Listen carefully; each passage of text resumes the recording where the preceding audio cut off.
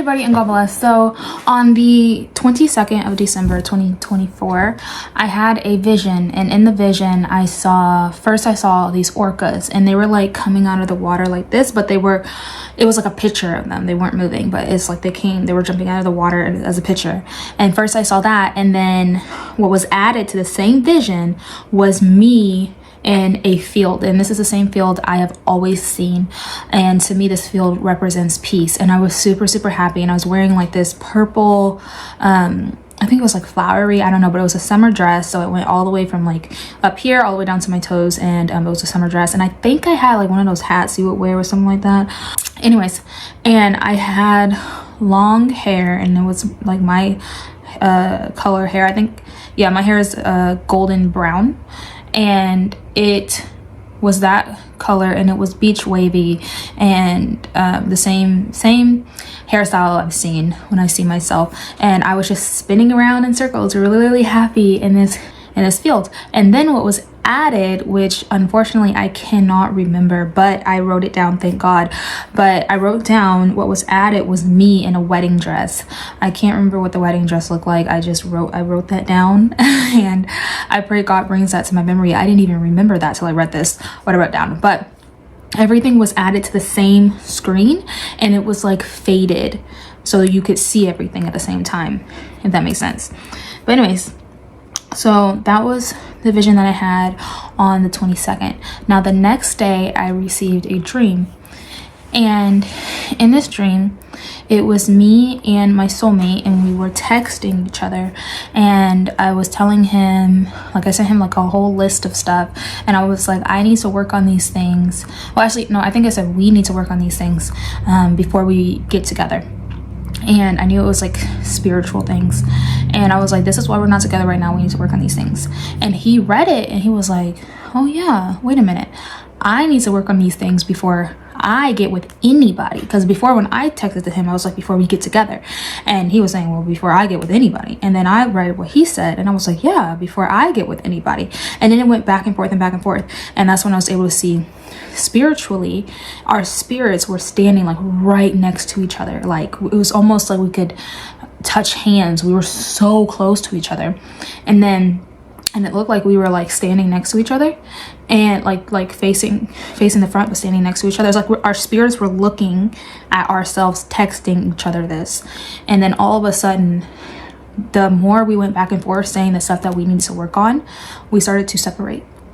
And I didn't realize this after the dream, but in the dream it was really light, and when we had separated like that, it got real dark. And also when we were standing next to each other, before I even texted him, I knew God was there, and I knew he was smiling at us, everything was fine. But when we started going back and forth like that, and our spirits started to separate, God had looked at me. He was looking at me first. He was looking at both of us smiling, then he was looking at me, and he was looking at me like really, like this is what you asked for. I gave you what you asked for, and you've messed it up. So it was like a disappointed, like really look. And I have never seen God disappointed, especially towards me, to my knowledge. When I had woke up from this dream, I could still feel it. It still felt like everything was draining, because when we had separated, first of all, we were still texting in person, so it's like we had no idea that our spirits were separating. Like we had no idea that, like, I think it was like our soul tie, like our soulmate soul tie type thing, that part was separating. Like we were still friends and good, but that part was separating. And so what I could still feel it. And as we were separating, like I said in a dream, it went from light to dark. And so when I had woke up, I could still feel like everything was taken from me. I felt so drained. So it was like the life in me was being taken away. I all of a sudden got so cold. And like, if you guys know, I'm from Chicago. In Chicago, it gets really cold. So I mean, just like imagine standing outside of like negative 20-degree weather with no coat on, like you don't even have any socks on. Like I was freezing cold, and I could feel it. Like the cold hurt. I've been cold before when you just shiver a little bit, but this literally hurt. Like I was in pain. I felt like I was having acupuncture all around me. And I got extremely emotional. I was just crying like crazy. And like after it happened, I was just like, I would never wish this on my worst enemy. Like, it felt awful, and it lasted for hours and hours and hours. And basically, what a little background, before I went to sleep, I was joyful. I was really, really happy, and I was content. I was like, God, I believe I have these issues spiritually. I was like, I'm dealing with strongholds or whatever. I was saying I got these strongholds and things like that. And I said, I do not want to bring that into my marriage. So I understand, God, this is why you have not put us together. And this is why, he's not here. And I believe it. I accept it. I got it. I believe you're going to help me, continue to help me get through deliverance. I was smiling. I was happy. I wasn't even depressed at all. I went to sleep with a smile on my face. I was completely content. And the self-diagnosis I gave myself. And so this dream was showing, like, God is putting us together, and everything is going smoothly. Everything was right. Everything is okay. But I decided to self-diagnose myself and say all these 5 million things. And honestly, I think in real life, I was going to, I was seeking God on seeing if I should come out with a video about, why God doesn't put us with our spouses. And it was basically going to be about that. Like, if you're dealing with strongholds and things like that, that's probably why God doesn't want you with your spouse yet. But it's like, and that would have been public, and my soulmate would have seen it, and so that's what this dream is basically showing. He would have seen that and been like, oh well, okay, then I guess I can't be with you, whatever. So I was thinking about doing that, and I was seeking God on it, and I think this is him answering, like, no, don't do that, because I did not tell you you had strongholds. I did not tell you you were dealing with demons. I did not tell you you had all these issues. You self-diagnosed yourself. And because of that, it became a rabbit hole of me and my soulmate going back and forth, saying all these issues with us.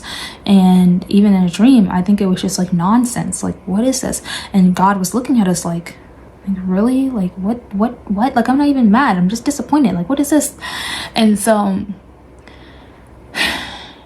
so yeah, so that's why I wanted to post this, to let you guys know, like, don't self-diagnose yourself. Don't beat yourself down with certain things you're going through, because I was seeking God and I was still like, are they strongholds, different things? And I felt in my spirit like, no, you've been fully delivered. And that's been revealed to me before, that I've been fully delivered from a lot of stuff.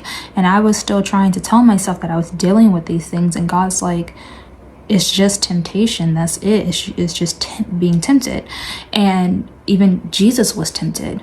And you're taking these temptations, these things, like for instance, if you're and you were delivered from alcoholism, and you're still like, I'm still not going to drink because it can be a temptation. That doesn't mean that you haven't been delivered. It just means that you don't want to risk it, right? And so I was telling myself that, me saying I don't want to do certain things because I don't want to risk it is saying that I'm not delivered. And it's like, no, that's not the case. It's the same thing with you saying you don't want to walk into a strip club because there's naked people all over the place. That doesn't mean that you are this Jezebel, lustful, sicko. That doesn't mean that. It just means that you are smart enough not to put yourself in certain situations. And so I was telling myself I was dealing with strongholds, and I believe that this dream was showing me like, no, those are not strongholds. You're also self-diagnosing yourself. I never told you those things, and you need to just trust in God and be led by him. And it also came to me like, you've been shown that you're a virtuous woman. Every single time I ask God to show me my heart, so far it's been virtuous woman, virtuous woman, virtuous woman. And so this dream is just showing me like, no, you're good. Like, stop. Okay, keep praying, keep being led by me, just keep doing what you're doing, just keep following God, and eventually everything's gonna happen. Don't just self-diagnose yourself. Don't do anything out of your own thoughts. Don't lean on your own understanding, And so the scripture that I want to read is in Romans 4:20. I'm going to read the Amplified version, and it says, but he did not doubt or waver in unbelief concerning the promise of God, but he grew strong and empowered by faith, giving glory to God. The thing about this is just that when God gives you a promise, don't doubt, don't waver, just be led by him by faith. And God has shown me my soulmate. He showed me that we're going to be together. So me sitting here like, oh, why are we not together? We're not together because of this. When God didn't tell me that, like, that is wavering, that is having doubt, that's having doubt that I'm on the right path, when God showed me, yes, you are.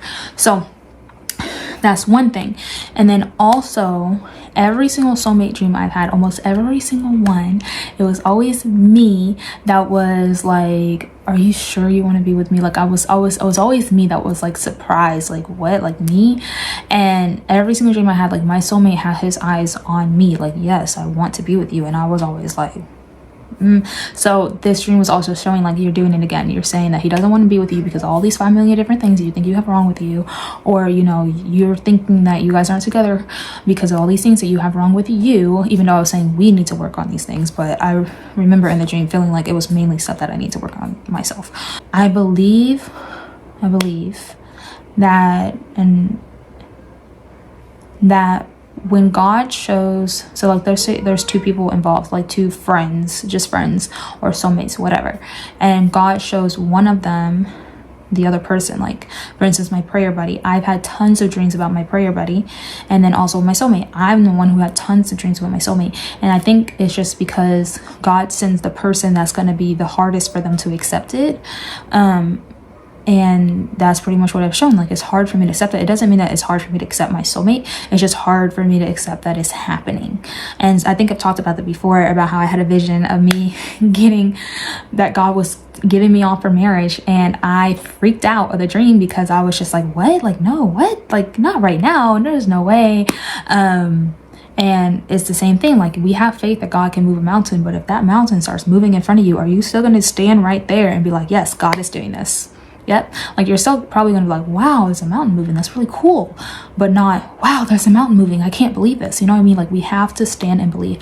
And I believe like that's what this is showing me again. And so after this dream, after feeling that, I think it's like, God's like, okay, this is the last straw. Okay. Because you keep on with this. Like, you believe you're going to get married, but like, you don't have enough like faith or belief or trust that it will happen like as soon as possible. Right. And so I believe like this is the last straw. God's like, okay, it's time, like, you need a spanking, pretty much, to be put on track. And so feeling that disconnection from my soulmate has made me like, I don't care what happens. Like, I'm not going to be the reason why me and my soulmate are not together. Like, it's not going to be my fault. Because I'm not going through that again. No. So yeah, that's all I want to say, guys. God bless you all. Have a nice one.